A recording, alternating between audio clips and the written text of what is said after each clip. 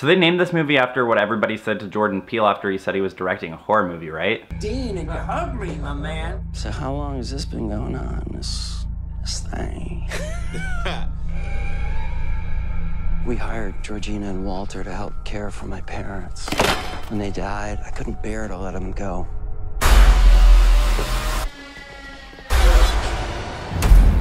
Do you smoke in front of my daughter? I'm gonna quit. She'd take care of that for you. How? Hypnosis. I'm good, actually. You ready for this? I'm back in the beat. No.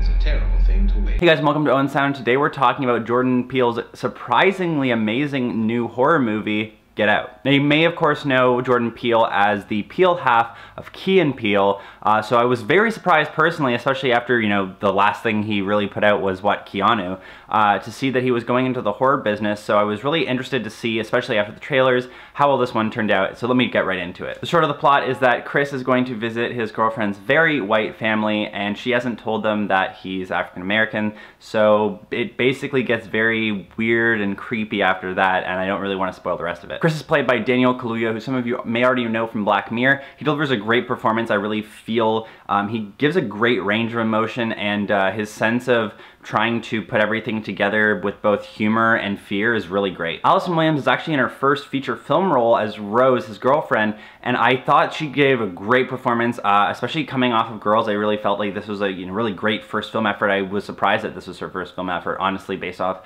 how well she performed in the movie, really giving a good range as well, and I just felt overall she was a really fun character, and I felt like her acting really added to the movie a lot. Bradley Whitford and Catherine Keener also play Rose's parents. Their subdued and subtle performance throughout the movie really keeps you guessing, and I really felt like they really add to the entire sense of the mystery of the movie. Stephen Root also has a surprisingly small role in the movie, but the other standout role was Lil Rel Howery as Rod. Howery balances out the comedy aspect of the movie that you kind of expect given that it's a Peele outfit, but I really felt like his performance was actually the proper mix of self-aware horror that you'd expect from something like Scream, and just the sense of comedy, and just it really balanced out the movie in a great way and added to the overall sense of, is this really happening, is it not happening, he really delivered a great performance that I think balanced out the movie perfectly. Before I get into the details, I overall thought this movie was really awesome. I'm really excited to go see it again, and I just think it was really one of these surprisingly amazing first efforts. I expect a lot of, stepping stones with these first horror movies from first-time directors, and especially considering Jordan Peele's comedy background, I was really pleasantly surprised with how well this one turned out, so I'm really excited to see him going forward and have him as the new hot horror director. Considering all the racial themes of the movie, I really thought the opening of the movie couldn't have been more perfect. Playing off of the trope of the helpless white girl wandering home at night, they have this guy going to his girlfriend's house in a very, as he calls it, white neighborhood, and he's walking around and he starts seeing things and hearing things, and he realizes that he's actually, because he's in a nice suburban neighborhood, that he's in as much danger as a girl walking home in the middle of the city would be, and it really was just like this really great subversion of your expectations, and I really think it was a clever peek at the other side of things that were really never given in horror movies. Also, the choice to open the movie to a montage set to Childish Gambino's Redbone was definitely the icing on the cake. As mentioned before, I felt the comedy was played off in very sparse and well-used ways. Jordan Peele is really using his chops as one of the kings of comedy right now to actually play it off in creepy and unexpected ways, and I really felt like the comedy was used in this movie in a better way than you'd expect,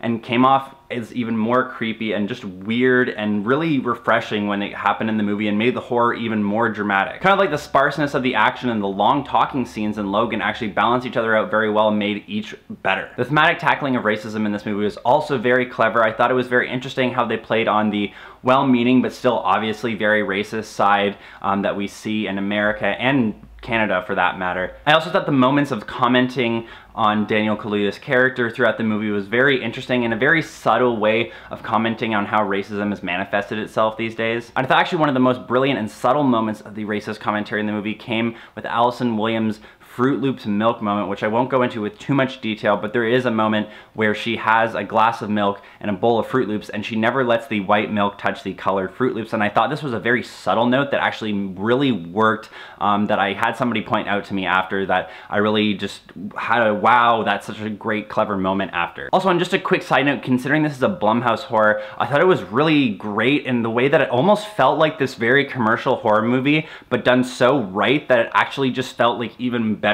than some indie horror flick, because it had all the production values you would hope for, with all the actual work and greatness that you would want, that you usually only get out of the horror from the indie side these days. I'm not even sure how to describe it. It just, to me, felt elevated by the fact that it did have this great budget working behind something that was actually so well written and thought out. And I feel like this is one that you're really gonna watch right after, just like I do right now, to really get every little detail that didn't make sense perfectly the first time, considering there are a lot of scenes that could be viewed from different perspectives, and you really think throughout the movie like, oh, this could mean this, but it could also mean this, and I'm wondering if it's going to reveal itself as this. And I just really felt like the movie played these very well, and it really made you want to rewatch it to get everything from the right perspective when you watch it a second time. Also, considering the overall tone and just the creep side of the horror in this movie, I really felt like there was an overwhelming sense of Stepford Wives and Rosemary's Baby overtones in this movie. Very much the Ira Levin is the author of both of those, actually, but just like the movies themselves from the 60s and 70s really felt like they had heavily influenced this movie. Now, I really don't want to keep repeating how much I thought it was a surprise at how well this movie came out, but I was just so pleasantly happy with how well Jordan Peele's first outfit came out. And this is really one of these revelations of a, I guess, creative genius, coming off of something like when Donald Glover's Childish Gambino record turned out to be this amazing funk record coming off of, you know, 2-3 rap records. To me, this was almost like Christopher Nolan directing a comedy like Anchorman on his first time out. And I'm really excited to see the line of horror movies he's been talking about doing, considering that, you know, coming off of Keanu, this is his first big movie in a long time. The overall reveal of the movie I felt really worked very well. I really feel like it cemented everything that you were curious about throughout the movie and really worked in the most shocking way possible. I feel like with so many horror movies that come out this day, namely The Boy, and just so many movies like this, the overall reveal that you're kind of waiting for throughout the whole movie always ends up being a little bit disappointing, and I felt, just given the way that it worked out and the way that the movie had built itself up, it just felt like this was actually probably the best reveal to possibly, and best twist, I guess, to really throw this movie into an ending, and really made so many moments where you thought to yourself, oh my god, that's what this means, that's what this means, and this is building into more horror that you're anticipating without even actually seeing yet. I actually found myself in the theater saying, oh my god, blank, because I would be thinking about certain things that were going to happen, and I knew were going to happen after figuring them out through the twist, just because it was so terrifying to think about this and think it through just a little bit and think about what was going to happen. Overall, I really thought Get Out was one of the best ways to start off horror in 2017, and I really feel like Jordan Peele is going to be bringing a lot to the horror genre for years to come.